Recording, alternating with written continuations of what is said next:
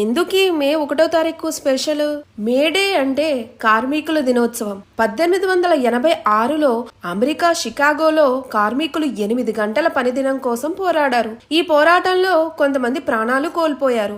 వాళ్ల త్యాగానికి గుర్తుగా మే 1న ప్రపంచమంతా ఇంటర్నేషనల్ వర్కర్స్ డేగా జరుపుకుంటోంది. భారతదేశంలో మేడే తొలిసారి 1923లో చెన్నైలో జరిపారు.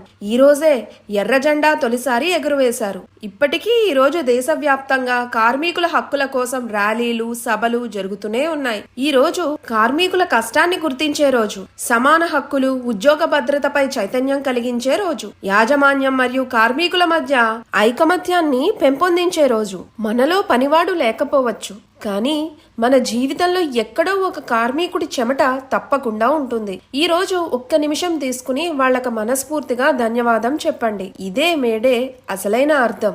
మరి ఈ వీడియో